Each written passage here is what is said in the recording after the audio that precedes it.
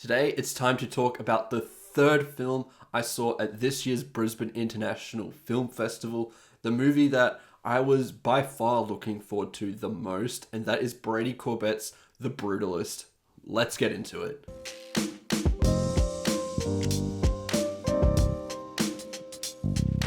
Alright, I'm just going to quickly talk about the experience of this screening a little bit. If you want to get to my thoughts on the movie, just skip forward maybe 30 seconds or so. I need to say, Biff, what the fuck were you thinking scheduling this movie the way that you did? This movie, they decided to play The Brutalist, a film that everyone at this film festival was probably really looking forward to. It's done so well at all the other film festivals. And they plan it on the same time as a Travis Scott concert at a theater right next to the stadium that is having this concert. I mean, it was a nightmare trying to get to this screening. But anyway, let's get into the actual movie. The Brutalist did so well at the Venice Film Festival, kind of came out of nowhere, and has drawn a lot of comparisons to massive American epics. The one that I've heard the most is The Godfather, and I need to say that you are setting yourself up for failure if you go into this movie thinking it's anything like that movie, because it's not. The Brutalist, you need to go into with your own idea of this, with just a clean slate, not knowing anything, not trying to compare it to some other American epic. This is trying to do a completely different thing, and I think if you go into this movie without the baggage of those comparisons, you're going to accept it for what it is a lot more, because The Brutalist is a big movie. It has a lot of ideas and is told in a way that is very different to something like The Godfather.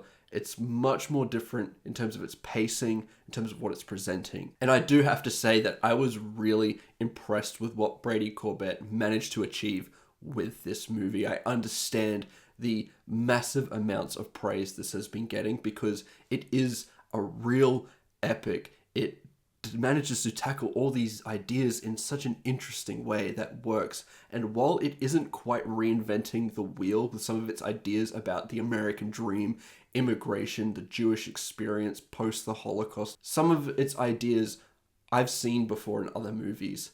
But the way that this tackles it all in this one massive sweeping epic package is what makes this film so interesting, that we have a movie of this size and scale managing to talk about themes that are complex and divisive.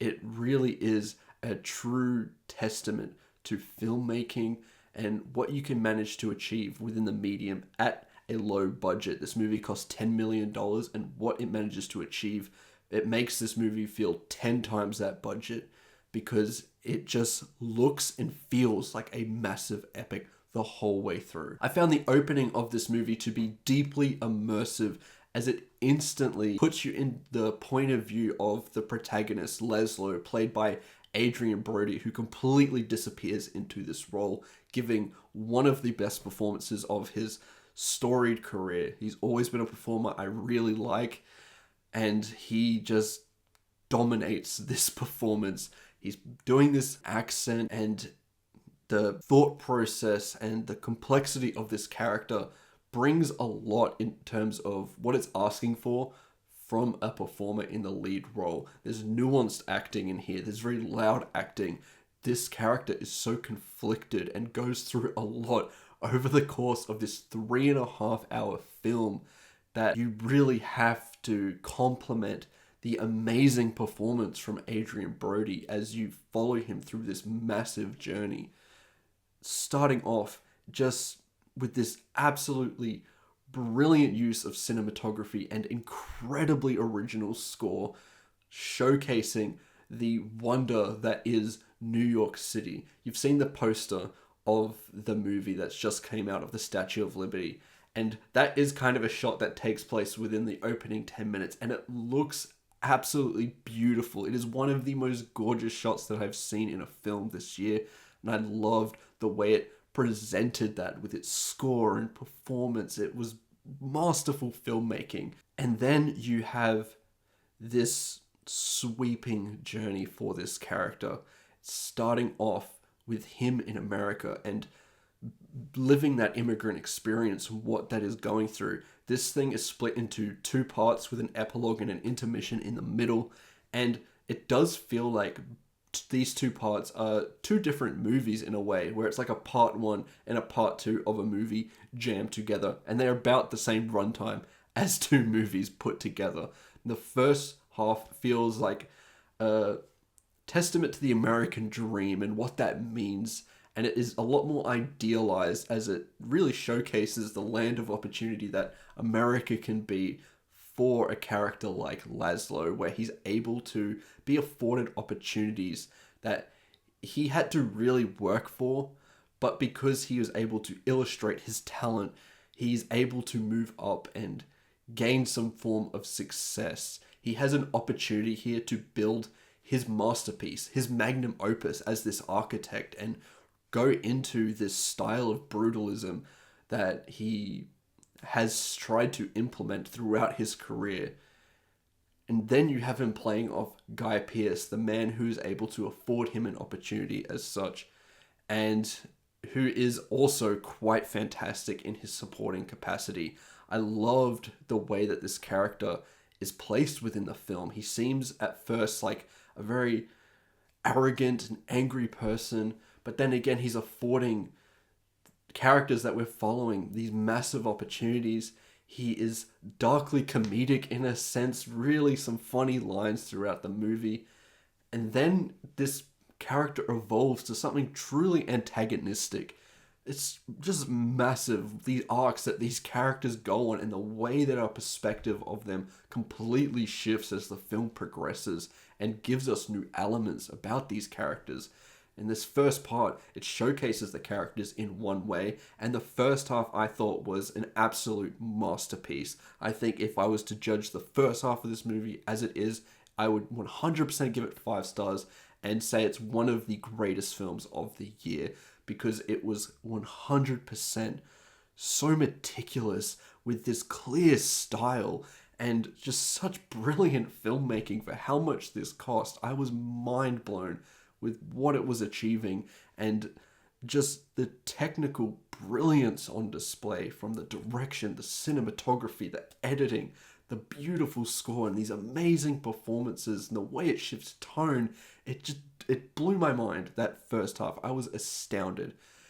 Then we have a 15-minute intermission, which is lovely and such a welcome addition for a movie that is as long as The Brutalist, and you do feel the 3.5-hour runtime. There's no doubt about it, and especially in the cinema that I was in, where the aircon was not the best, so by the time we're getting to the end of the movie, it was getting really hot in there and starting to get really uncomfortable. And the second half of this movie does feel like a different movie tonally, as we get introduced to new characters and new performances and new dynamics, and the way that it shifts the perspectives of these characters is definitely interesting and is definitely very well executed still, but some of the things it was trying to do didn't work as well for me. The first thing really here that I'm talking about is the relationship between Laszlo and Felicity Jones.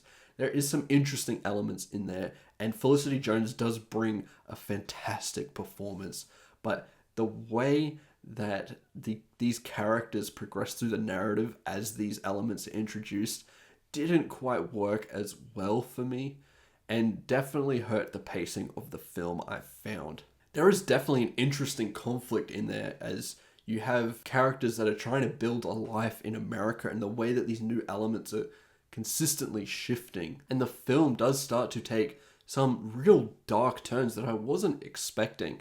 And it is definitely purposeful and drives home the end of the movie and the messages that this film wants to get across. But then it does do some things within its epilogue, and I'm not going to spoil any of that stuff. I don't want to give away too much about this movie. That does feel like it's contradicting some elements of this movie, but it is reaffirming others that I did find quite interesting.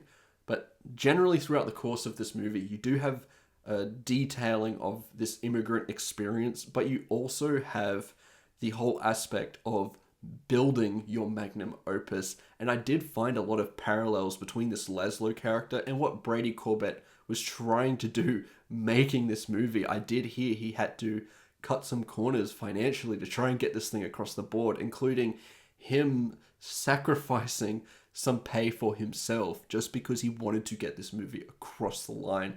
And that is a true testament and brilliant sacrifice from an artist just trying to make their vision come alive. I have nothing but praise for Brady Corbet there. And there's a very interesting dichotomy and dynamic between Adrien Brody's character and Guy Pearce's character, as you have one person just trying to build their masterpiece, make sacrifices, do whatever it takes to get this thing across the line, something that means so much to them, that represents a lot in terms of their journey in life. And then you have another person that is really just trying to create something as a vanity project because he's bored and he has a ton of money and this is just the next thing he wants to do.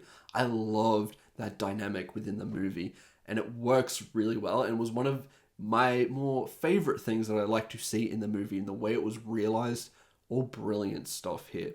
As I said, this movie has so many ideas and tries to tackle a lot of it, and it does work a lot for the most part, but there are some hiccups as we get into that second half that slowed this movie down. I think we're starting to detract from what really mattered a little bit in the context of the movie. And then you have an ending that, as I said, contradicts elements that it feels like this movie was trying to build up and illustrate throughout the whole of its runtime, while reaffirming some other elements that made the statements that are said in this epilogue quite powerful in a way.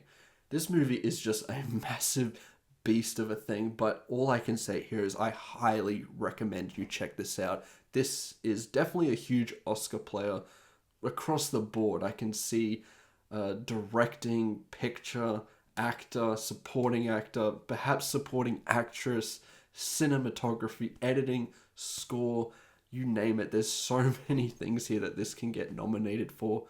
And once again, I'm just glad that a movie like this exists, a real epic that doesn't rely on IP or superheroes or something that we can just utilize nostalgia for or something of that nature. This is a real epic that is completely original and has so much to say. And I'm just really, really happy this movie exists. I think right now this is my favorite film of BIFF by far, because what it does is just insane.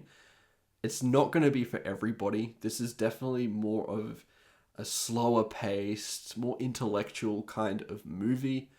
And there is definitely a crowd that is going to go into this thinking that it's more of an Oppenheimer or The Godfather, two epics that are really wildly entertaining and engaging throughout their long run times. The Brutalist is definitely engaging, but in a different kind of way. And there's a specific type of viewer that is going to go into this movie expecting something like The Godfather or Oppenheimer, and is going to get something completely different and be disappointed by that. So that's why I'm saying, please do not go into this movie expecting that. Accept it for what it is, and just take your time and be a little bit patient with it, because it is very long, but it's worth your time. It was 100% worth your time. This movie is so special and is really just mind-blowing. I think as an intellectual piece, it is very stimulating in that sense, and there's so much for you to chew on. I have not been able to stop thinking about this movie and what it managed to do, because it is just ridiculous. I cannot believe what it just can do. The power of talented filmmakers that are willing to make sacrifices goes a long way with these movies, because the fact that this cost $10 million just blows my mind. Anyway, those are my thoughts towards The Brutalist. If you've seen this movie, let me know what you think about it in the comments below. I'd really love to know what you think. Do you like it? Do you hate it? Is it what you're expecting, or was it something a little bit different? I'd love to hear all of your thoughts. Remember to like and subscribe, and I'll see you in the next one. Goodbye.